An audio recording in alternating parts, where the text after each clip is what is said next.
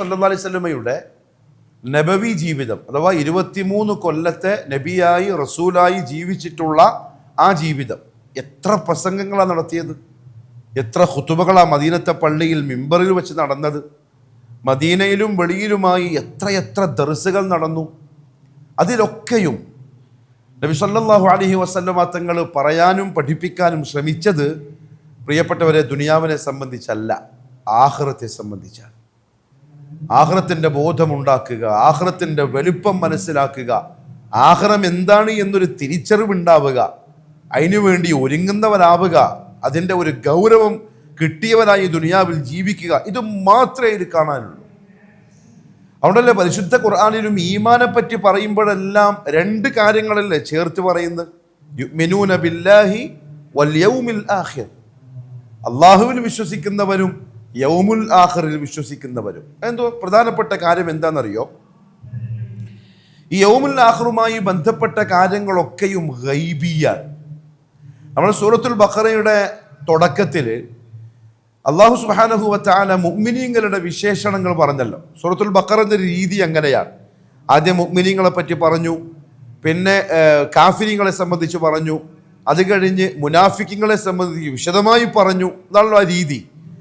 അതിൽ മുഅ്മിനീങ്ങളെ സംബന്ധിച്ച് പറഞ്ഞു തുടങ്ങുന്നത് തന്നെ ദാലിക്കൽ കിതാബു ലാ റൈബ ഫീഹി ഹുദൽ ലിൽ മുത്തഖീൻ അല്ലദീന യുഅ്മിനൂന ബിൽ ഗൈബി, ഗൈബ് കൊണ്ട് വിശ്വസിക്കുന്നവരാണവർ.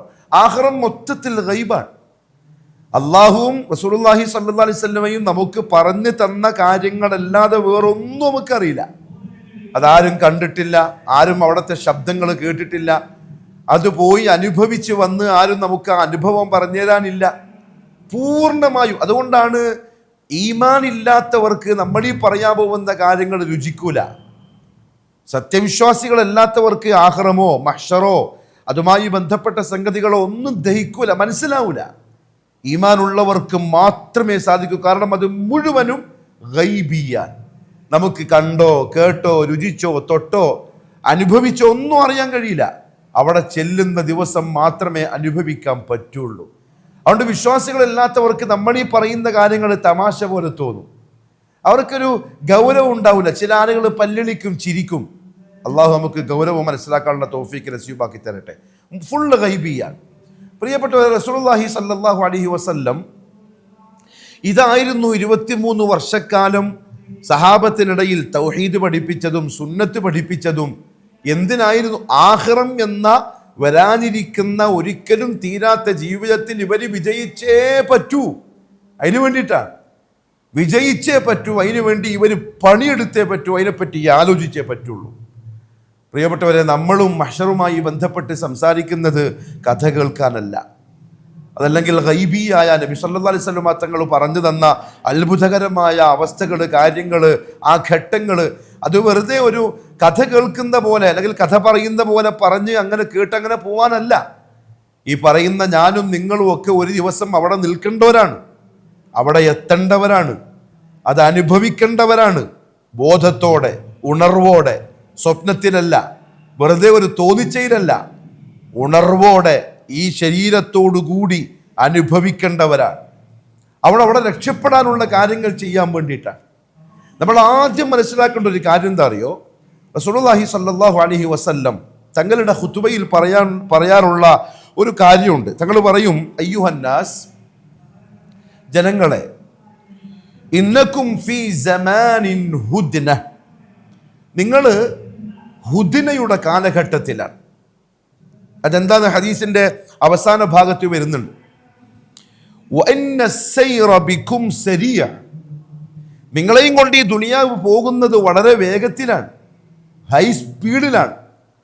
സഹാബത്തിന് ചിലപ്പം അത് മനസ്സിലായിക്കൊള്ളണമെന്നില്ല അന്ന് പറയുമ്പോൾ. പക്ഷെ ഇന്ന് ദുനിയാവിൻ്റെ ഈ സ്പീഡിലുള്ള പാച്ചൽ എന്താന്ന് പറഞ്ഞാൽ വിവരമുള്ളവർക്ക് പെട്ടെന്ന് മനസ്സിലാവും.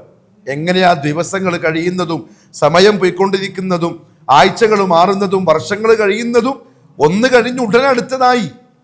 നിങ്ങളെയും കൊണ്ടുള്ള ദുനിയാവിൻ്റെ യാത്ര വളരെ സ്പീഡിലാണ്. മാത്രമല്ല, വഖദ് റഅയ്തുമുൽ ലൈല വന്നഹാർ, ഇത്ര സ്പീഡിൽ ദുനിയാവ് നിങ്ങളെയും കൊണ്ട് യാത്ര ചെയ്യുമ്പം മാറി മറയുന്ന രാവും പകലും നിങ്ങളെ ചിന്തിപ്പിച്ചിട്ടുണ്ടോ? രാത്രിയാവുന്നു, പകലാവുന്നു. രാവിലെ എഴുന്നേൽക്കുന്നു, നമ്മളെ തിരക്കിലേക്ക് അങ്ങ് പോകുന്നു. വൈകുന്നേരമാവുന്നു, തിരക്കുകളൊക്കെ കഴിഞ്ഞ് വീട്ടിൽ വരുന്നു, പിന്നെ വിശ്രമിക്കുന്നു, ഭക്ഷണം കഴിക്കുന്നു. നാൽക്കാലികൾക്ക് സമാണ്. ആ രീതി നാൽക്കാലികൾക്കും പക്ഷിപർവാദികൾക്കും സമാണ്.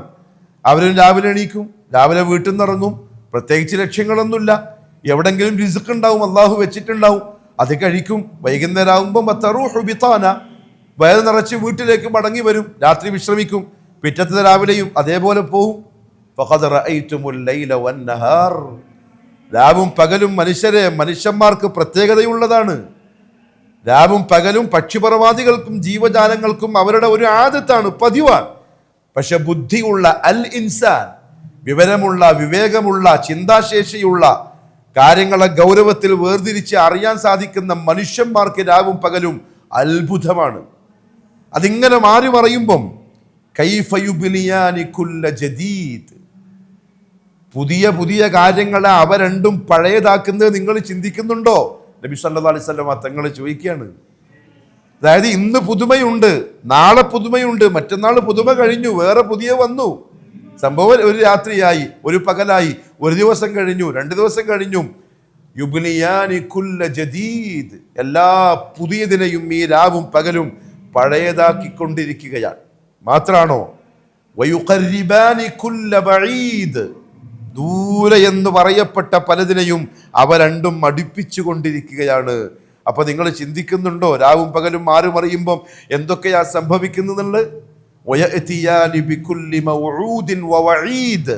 വാഗ്ദാനം ചെയ്യപ്പെട്ട, താക്കീത് ചെയ്യപ്പെട്ട പലതും ഇതാ മുന്നിലേക്ക് വന്നുകൊണ്ടിരിക്കുകയാണ്. എന്ന് പറഞ്ഞാൽ ദുനിയാവ് നിങ്ങളെയും കൊണ്ട് നിങ്ങളുടെ അവസാനത്തിലേക്ക് വളരെ വേഗത്തിൽ ഓടിക്കൊണ്ടിരിക്കുകയാണ്. പക്ഷേ നിങ്ങൾക്ക് മനസ്സിലാകുന്നില്ല. നമുക്കത് മനസ്സിലാവുന്നില്ല എന്ന് മനസ്സിലായത് എപ്പാന്നറിയോ പ്രിയപ്പെട്ടവരെ? സാന്ദർഭികമായിട്ട് സൂചിപ്പിക്കുകയാണ്.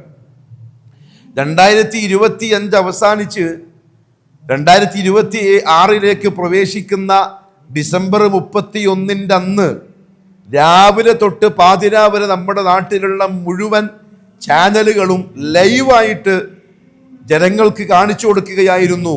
ഒരു വർഷം കഴിഞ്ഞ് പുതുവർഷത്തിലേക്ക് പ്രവേശിക്കുന്ന ആൾക്കാർ എന്ത് തെമ്മാടിത്തരങ്ങളാ കാണിക്കേണ്ടത്, ഏത് തോന്നിവാസിത്തരങ്ങളാ കാണിച്ചു കൊണ്ടിരിക്കുന്നത്. എത്ര ബോധമില്ലാത്തവരായിക്കൊണ്ടാണ് വിദ്യാസമ്പന്നന്മാരെന്ന് പറയുന്ന ആൾക്കാർ ഇന്ന് ഭൂമിയിൽ ജീവിക്കുന്നത്. ലൈവായിട്ട് കാണിച്ചു തരികയാണ്. 1 വർഷമാണ് ജീവിതത്തിൽ നിന്നും പറിച്ചു മാറ്റപ്പെട്ട്, 1 വർഷം. ഇനി ഒരു കാരണവശാലും അത് തിരിച്ചു കിട്ടൂല. 2026 പുതിയതാണ്, മറ്റത് പഴയതായി. ഇനി ജീവിതത്തിൽ കിട്ടൂല. അത് സന്തോഷിക്കാനുള്ള വകയാ? അത് കള്ളു കുടിച്ച് തിമിർത്ത് ആടി രസിക്കാൻ പാട്ടുപാടിയും നൃത്തം വെച്ചും ആസ്വദിക്കാനുള്ള കാര്യ?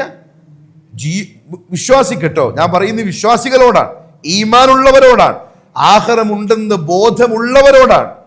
അത് തമാശയാ? ആയുസിൽ നിന്നും 1 വർഷമാണ് തീർന്നത്. 1 വർഷം.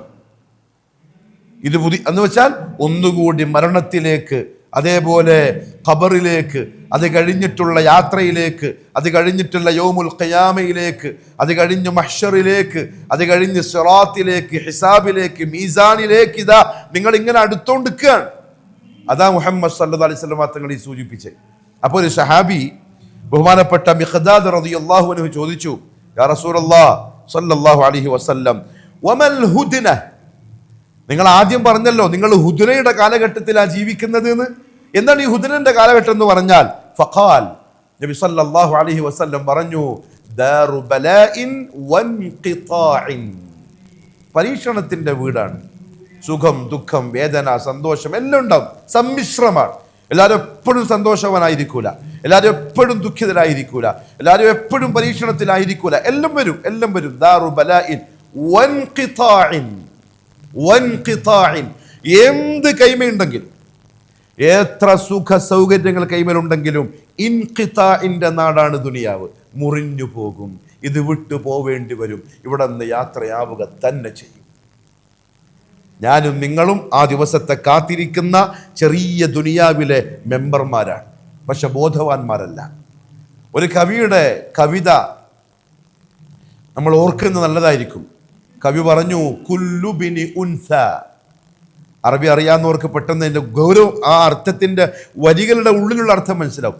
കുല്ലുബിനി ഉൻസ, ഓരോ പെണ്ണ് പ്രസവിച്ച കുഞ്ഞും, ദുനിയാവിന് പെണ്ണ് പ്രസവിച്ചിട്ടല്ലേ കുഞ്ഞുണ്ടാവുള്ളൂ. ആകെ പെണ്ണ് പ്രസവിക്കാതെ ഉണ്ടായ കുഞ്ഞ് ആദം നബി മാത്രമാണ്. ഈസ നബിയും മറിയം പ്രസവിച്ചിട്ടാ ദുനിയാവിലേക്ക് വന്ന്. കുല്ലു ബിനി ഉൻസ, അങ്ങനെ ദുനിയാവിലേക്ക് പ്രസവിച്ചുകൊണ്ട് ഭൂമിയിലേക്ക് വന്ന് വീഴുന്ന ഓരോ കുഞ്ഞും വഇൻ താലത് സലാമതുഹു, അവരുടെ സുഖവും സമാധാനവും സംരക്ഷണവും അവരുടെ എന്തും എത്ര നീണ്ടതാണെങ്കിലും, പൈസ, ആരോഗ്യം, സുഖം, സൗകര്യം, അങ്ങനെ എത്ര നീണ്ടാലും യൗമൻ യൗമൻ ഒരു ദിവസം, അല ആലത്തിൻ ഹദ്ബാഅ മഹ്മൂലു, കാലുകളില്ലാത്ത കട്ടിലിൽ അവർ വഹിക്കപ്പെടുക തന്നെ ചെയ്യും. ഇരിക്കുന്ന ഞാനും നിങ്ങൾ ഓരോരുത്തരും അതിനെ കാത്തിരിക്കുന്നവരാ നമ്മൾ.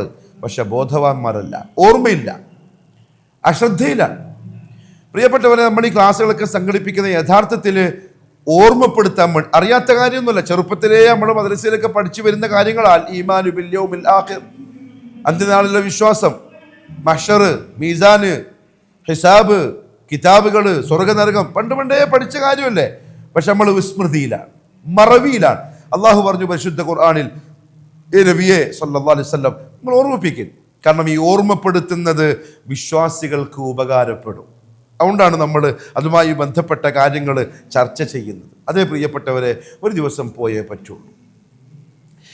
മഹ്ശറിലേക്ക് പോകുന്നതിന് മുമ്പ് അതിൻ്റെ മുന്നോടിയായി വളരെ പ്രധാനപ്പെട്ട ചില കാര്യങ്ങൾ സൂചിപ്പിക്കാനുണ്ട്. നമ്മൾ സത്യവിശ്വാസികൾ, മഹ്ശറിൽ വിശ്വസിക്കുന്നവർ, ആ കോടതിയിൽ പോയി നിൽക്കണമെന്ന ഉറച്ച ബോധമുള്ളവർ യഥാർത്ഥത്തിൽ ഒരുങ്ങിയിട്ടുണ്ടോ അങ്ങോട്ട് പോവാൻ? മഹ്ശറിനെ കേൾക്കുന്നതിന് മുമ്പ് അങ്ങോട്ട് പോകുമ്പം ഒരുക്കങ്ങൾ ചെയ്യാനുണ്ട്. ഒരു വലിയ യാത്രയാണ്, ഭയങ്കരമായ യാത്രയാണ്.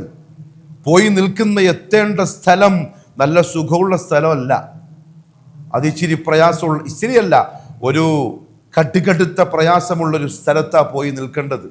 മഹ്ശർ എന്ന് പറഞ്ഞാൽ ഒരുമിച്ച് കൂടുന്ന സ്ഥലം എന്നാ അതിൻ്റെ അർത്ഥം. ആരൊരുമിച്ച് കൂടുന്ന? ഞാനും എൻ്റെ ഫാമിലിയോ, നമ്മുടെ ഒരു മഹല്ലത്തുകാരോ, നമ്മളെ ഗ്രാമത്തിലുള്ള ആൾക്കാരോ, അല്ലെങ്കിൽ നമ്മളെ പട്ടണത്തിലുള്ള ആൾക്കാർ, അല്ലെങ്കിൽ കേരള സ്റ്റേറ്റിലുള്ള ആൾക്കാരോ, അല്ലെങ്കിൽ ഇന്ത്യ രാജ്യത്തുള്ള ആൾക്കാരോ? അൽ അവ്വലൂന വൽ ആഖിറൂൻ. ആദം അലൈഹിസ്സലാത്തു വസ്സലാം തൊട്ട് ഈ ലോകത്ത് അവസാനമായി ജനിച്ചു വീഴുന്ന മനുഷ്യനും മനുഷ്യനോടൊപ്പം ജീവനുള്ളവയായി ഈ ഭൂമിയിലേക്ക് വന്ന സർവരും, പക്ഷിപർവാദികളുണ്ട്, ജീവജാലങ്ങളുണ്ട്, ഇഴജന്തുക്കളുണ്ട്, വന്യമൃഗങ്ങളുണ്ട്, മനുഷ്യനുണ്ട്, ജിന്നുകളുണ്ട്, മലക്കുകളുണ്ട്, സമുദ്രത്തിൻ്റെ ആഴങ്ങളിലുള്ള മത്സ്യങ്ങളുണ്ട്, മനുഷ്യൻ കണ്ടതും കാണാത്തതുമായ കോടിക്കണക്കിന് ജീവജാലങ്ങളുണ്ട്. ഹയ്യായി, ഹയാത്തി എന്ന വിശേഷണത്തോടെ, ജീവനോടെ ഈ ഭൂമിയിലേക്ക് അയക്കപ്പെട്ട സർവ്വതും ഒരുമിച്ച് കൂടുന്ന സ്ഥലം, അതാണ് മഹ്ശർ. നമ്മൾ മാത്രമൊന്നുമല്ല, സങ്കല്പിക്കാൻ നമുക്ക് സാധിക്കൂല, ഒരു പരിധി നമുക്ക് കിട്ടൂല. ഇന്ന് ദുനിയാവിൽ 800 കോടിയിലധികം മനുഷ്യന്മാർ ജീവിച്ചിരിപ്പുണ്ട്. 800 കോടിയിലധികം. അതിനപ്പുറത്ത് കോടിയുണ്ട് ഭൂമിൻ്റെ താഴെ നമ്മൾ ഖബറടക്കിയവര്. ഇനി എത്ര വരാനിരിക്കുന്നു അള്ളാഹ്ക്ക് മാത്രമേ അറിയുള്ളൂ. മനുഷ്യന്റെ കണക്കാ പറഞ്ഞ്, ജിന്നുകളോ മലായിക്കത്തിന്റെ എണ്ണം വമാ യഅലമു ജുനൂദ റബ്ബിക ഇല്ലാഹു, അള്ളാഹ്ക്ക് മാത്രമേ അറിയൂ. അവരും അവിടെ ഉണ്ടാവും. നബി സല്ലല്ലാഹു അലൈഹി വസല്ലം ഇസ്രാഈലും മിഅ്റാജിന് പോയിട്ട് വന്നപ്പോൾ പറഞ്ഞില്ലേ, ആകാശത്തിൽ സുജൂദ് ചെയ്യാൻ ഒരു സ്ഥലമുണ്ടെങ്കിൽ അവിടെ ഒരു മലക്കിനെ ഞാൻ കണ്ടു.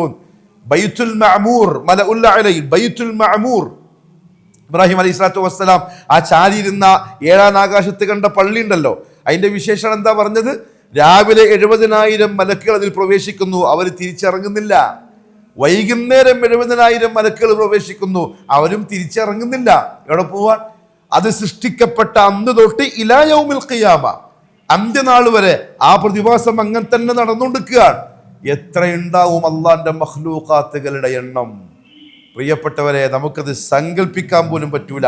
അത് മുഴുവനും ഒരുമിച്ച് കൂടുന്ന സ്ഥലത്തിനാ മഹ്ശർ എന്ന് പറയാ. അതിൻ്റെ ഒരു മൂലക്കുള്ള ഒരു സൃഷ്ടിയാണ് അൽ ഇൻസാൻ, നമ്മളാകുന്ന മനുഷ്യന്മാര്. അങ്ങനെ വേറെന്തല്ലോ അവിടെ ഉണ്ട്, അങ്ങോട്ടാ പോകണ്ട്. അതുകൊണ്ട് ആ സ്ഥലത്തേക്ക് യാത്ര ചെയ്യുന്ന ആൾക്കാർ പെട്ടെന്ന് എത്തുന്നതിന് മുമ്പ് ആ യാത്രക്കുള്ള ഒരുക്കങ്ങൾ നടത്തിയോ എന്ന് ചിന്തിക്കുന്നത് നല്ലതാണ്. നടത്തിയേ പറ്റുള്ളൂ. ഒരു ഉദാഹരണം പറയട്ടെ. ബഹുമാനപ്പെട്ട നമ്മൾ അങ്ങനെ ചിന്തിക്കാറുണ്ടോ എന്ന് അറിയാൻ വേണ്ടി പറയുകയാണ് ഈ പ്രസംഗിക്കുന്ന ഞാൻ അടക്കം. അബൂ ഹുറൈറ റളിയല്ലാഹു അൻഹു എൻ്റെ മനസ്സിനെ വല്ലാണ്ട് പിടിച്ച ഒരു ഒരു ഒരു ഒരു ഇബാറത്താണ്, ഒരു അസറാണ്. ആരാണ് ഈ അബൂ ഹുറൈറ?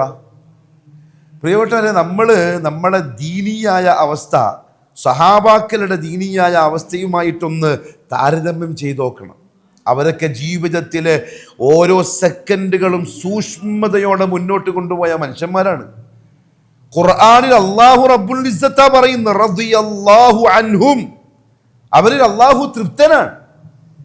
മലിക്കുൽ ജബ്ബാറായ റബ്ബിന്റെ തൃപ്തി കിട്ടാൻ വേണ്ടി ആ മനുഷ്യന്മാര് ഭൂമിയിൽ ജീവിക്കുന്നു. അത് കിട്ടിയെന്ന് അല്ലാഹു പറയുന്നു സഹാബാക്കളെ സംബന്ധിച്ച്. ആ സഹാബാക്കളിൽ പ്രധാനിയാണ് അബ്ദുറഹ്മാൻ ഇബ്നു സഖർ അബൂ ഹുറൈറ റളിയല്ലാഹു അൻഹു. മുഖസ്സിറുകളിൽ, അതായത് ഹദീസുകൾ റിപ്പോർട്ട് ചെയ്ത ഏറ്റവും അധികം റിപ്പോർട്ട് ചെയ്ത സഹാബാക്കളുടെ കൂട്ടത്തിലെ പ്രധാനിയാണ്. നബി സല്ലല്ലാഹു അലൈഹി വസല്ലം തങ്ങളുടെ ഹദറത്തിലേക്ക് ഏത് സമയത്തും വരാനുള്ള അനുവാദം നൽകപ്പെട്ട അഹ്ലുസുഫയുടെ നേതാവായ അഫ്ഖറുൽ ഫുഖറ, മദീനയിലെ പട്ടിണിപ്പാവങ്ങളുടെ നേതാവായ അബൂ ഹുറൈറ റളിയല്ലാഹു അൻഹു.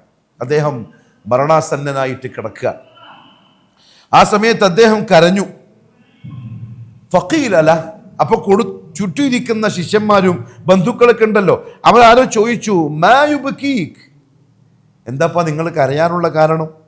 കാരണം അവർക്ക് അറിയുന്ന അബൂ ഹുറൈറയാ ഇത്, ആ സഹാബിയൊക്കെ. അപ്പൊ ചോദിച്ചവര്, മാ യുബ്കീക്, എന്താ നിങ്ങൾ കരയുന്നു? അപ്പൊ അദ്ദേഹം പറഞ്ഞു, അമാ ഇന്നി ലാ അബ്കി അലാ ദുനിയാകും ഹാദിഹി, ഞാൻ ഈ കരയുന്നത് നിങ്ങളെ ഈ ദുനിയാവിനെ പറ്റി ഓർത്തിട്ടല്ല. ദുനിയാവിൻ്റെ ജീവിതം തീരാൻ പോവാണല്ലോ, അതല്ലെങ്കിൽ എന്താവും, അതെന്താവും, ഇതെന്താവും, അതൊന്നും ചിന്തിച്ചിട്ടില്ല. അതൊന്നും എനിക്ക് കരച്ചിൽ ഉണ്ടാക്കൂല. കാരണം അവർ ദുനിയാവിന് വേണ്ടി ജീവിച്ചതുമല്ല, ദുനിയാവൊട്ട് അവർക്ക് ഉണ്ടായിട്ടുമില്ല. ബട്ട് അഫ്ഖറുൽ ഫുഖറ അബൂ ഹുറൈറ ഒരു നേരത്തെ ഭക്ഷണം പോലും കിട്ടാതെ നബി സല്ലല്ലാഹു അലൈഹി വസല്ലം തങ്ങളുടെ വീട്ടിൻ്റെ വാതിൽക്കൽ ചെന്ന് എന്തെങ്കിലും ദാഹം മാറ്റാൻ, വിശപ്പ് മാറ്റാൻ കിട്ടുമെന്ന് വിചാരിച്ച് കാത്തു നിന്ന സഹാബിയാണിത്. ദുനിയാവിനെ പറ്റി ഓർത്തിട്ടല്ല കരയുന്നു ഞാൻ, പക്ഷെ എന്നെ കരയിപ്പിക്കുന്നത് വലാകിൻ അബ്കി അലാ ബുഅദി സഫരി, ഞാൻ എനിക്കിപ്പോൾ ചെയ്യാനുള്ള യാത്രയുടെ ദൈർഘ്യം ഓർത്തുകൊണ്ടാണ് ഈ കരയുന്നത്. എനിക്കൊരു വലിയ യാത്രക്ക് തയ്യാറാവാനുണ്ട്.